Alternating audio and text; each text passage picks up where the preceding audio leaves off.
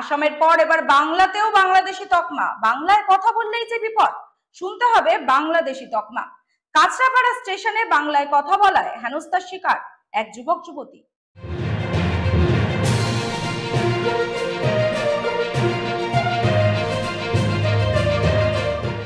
আসামের পর এবার বাংলাতেও বাঙালিকে শুনতে হলো বাংলাদেশি তকমা।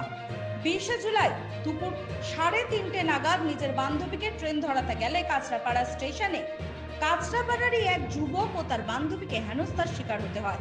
অভিযোগকারী যুবক প্রীতম ঘোষাল জানান, দুপুরে তিনি তার বান্ধবীকে কাঁচরাপাড়া স্টেশনে ছাড়তে এলে দুই হিন্দিভাষী যুবক দাবি করেন তারা রেল পুলিশের কর্মী এবং অভিযোগকারী ও তার বান্ধবীকে নানাভাবে হেনস্থা করা হয়। অভিযোগকারীর বান্ধবীকে প্রথমে কটূক্তি করেন ওই দুই যুবক, তারপর তাদের দুজনকে তাদের আইডেন্টি কার্ড দেখাতে বলা হয়।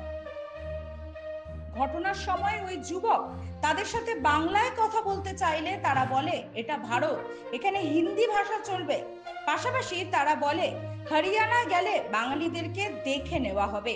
এই ঘটনারই প্রতিবাদে আজ বাংলা পক্ষের তরফ থেকে কাঁচরাপাড়া স্টেশনে একটি বিক্ষোভ কর্মসূচি করা হয় এবং কাঁচরাপাড়া জিআরপির কাছে ডেপুটেশন জমা দেওয়া হয়। এবং এই বিষয়ে কি বলেন অভিযোগকারী প্রীতম ঘোষাল ও বাংলা পক্ষের নেতৃত্বরা শুনুন। কাঁচরাপাড়া জিআরপিতে আমরা দেখা করলাম, দেখা করে আজকে আমরা আমাদের যে ডেপুটেশন ছিল সেই ডেপুটেশনটা দিলাম এবং এখান থেকে আমাদের আশ্বস্ত করা হলো যে ফার্দার এই ধরনের ঘটনা আর ঘটবে এবং যারা দোষী তাদের ওনারা শনাক্ত করার চেষ্টা করছে, শনাক্ত হলে ওদের উপর আইনানুগ যে ব্যবস্থা নেওয়া সেটা নেবে।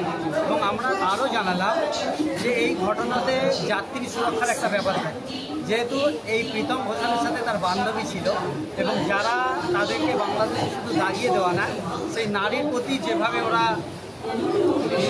লোলক দৃষ্টি দিয়েছিল তার প্রতিও কিন্তু আমরা বললাম যে এখানে একটা নারী সুরক্ষার ব্যাপার থাকে, ঠিক আছে। তার জন্য ওনারা সম্পূর্ণ আমাদের সহযোগিতা করলেন এবং আমাদের আশ্বস্ত করলেন যে যদি কোনো রকম সমস্যা হয় তো ওনারা এর পরে যাতে এ ধরনের ঘটনা আর কোনো স্টেশনে না হয় তার জন্য ওনারা দেখবেন এবং যথাযথ ব্যবস্থা নেবেন।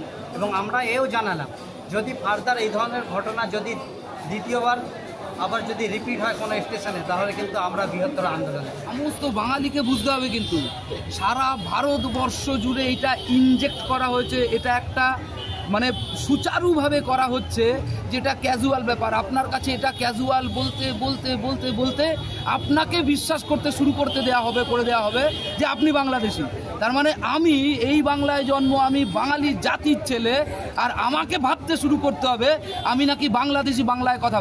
এটা একটা পরিকল্পনা, দীর্ঘমেয়াদী পরিকল্পনা শুরু হয়েছে, এটা চালাবে, চলতে থাকবে।